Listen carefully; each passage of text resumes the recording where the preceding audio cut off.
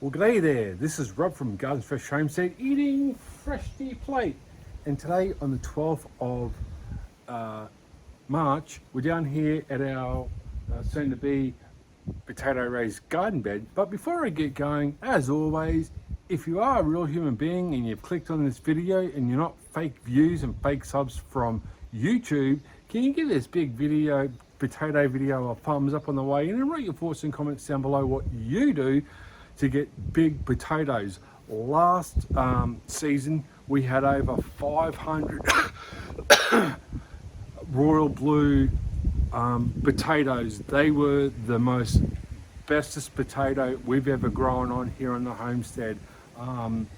They weren't the potatoes that I wanted. I've got the Pontiac red potatoes here. These are from last year, but the royal blue were just so creamy and just so fluffy when you made mashed potato. The Pontiac reds are still a good potato, but we've got 50 here in this bucket right here. They've got all the eyes on. So without further ado, this raised garden bed, we've got 10 holes. Now they're 300 mil apart by 8 inches deep, and that's probably where you want your potatoes. Now you want your eye of the potato facing up, not facing down or upside down, facing up, so the shoots can pop up out of the ground. I'm not going to treat this raised garden bed this year. I don't think I did last year either. So I'm going to put these in and we'll just see what happens.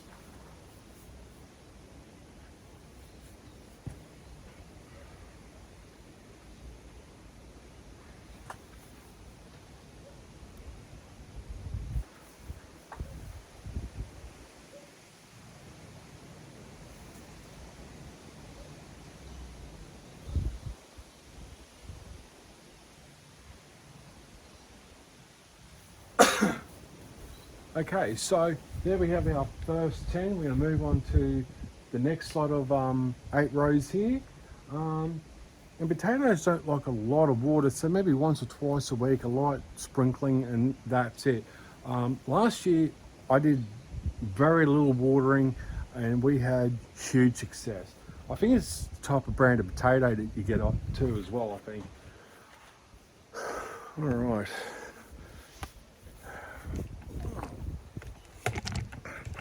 Oh, where are we here? Okay, right there.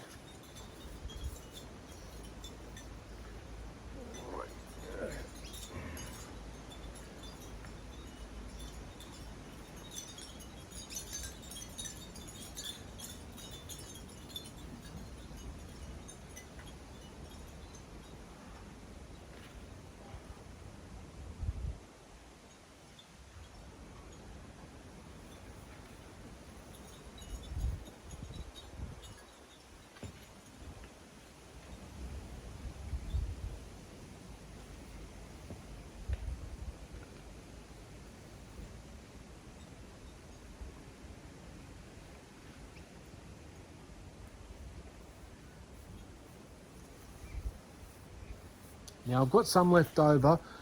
There's still a couple of raised garden beds, but I'll do that in the next few weeks. The problem that we had a wheelbarrow full of potatoes all in one go. I had to give them away to people. And virtually in the end, in the last few months, they were getting soft, like real soggy. But still good potatoes. But people didn't want to eat them because they were soft. But you know, take the skin off and boil them up and they're still good to eat. But I just want to spread these out over the next couple of weeks and next month, so then we've got, you know, harvesting, you know, a few months at a time, instead of having huge bulks of potatoes. But the problem last year was we were waiting on potatoes. There was a potato shortage, and then all of a sudden the potatoes came in, so I just grabbed 6 bagfuls, a kilo each, and then the Pontiac red potatoes came in, so I grabbed those. So these are from my stock, so I just want to see what happens. And next couple of weeks we'll go to a different garden bed and do that. So I'm going to backfill these and I'll be right back. Okay, just come back from filling all the holes in. Now it's time to put down some heavy mulch. I've got some sugarcane mulch here from Rocky Point.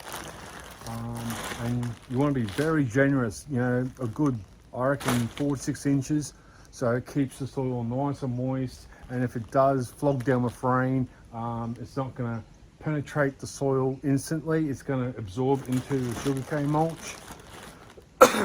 Also too, I've noticed with the Canterbury back and the Pontiac potatoes, they seem to go to the surface, but last year when I did the Royal Blue, all the Royal Blue potatoes stayed deep down. So I don't know if that's their genetic trait. Let me know in the thoughts and comments down below what issues you've had growing potatoes, or how easy you've grown potato. What is your favourite potato to grow? We'd really like to hear about it.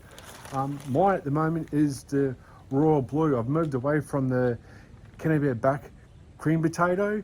It was a nice potato, medium in size, but for me, the Royal Blue potatoes were just an all-round good size of potato and nice and creamy. So we're going to give this a nice generous hand.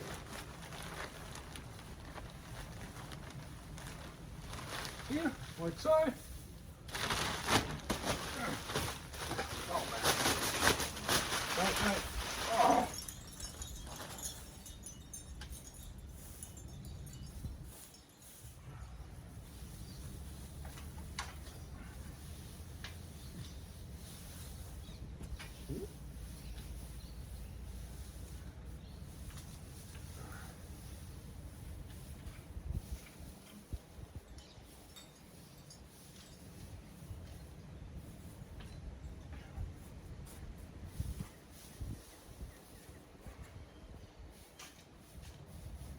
There we go.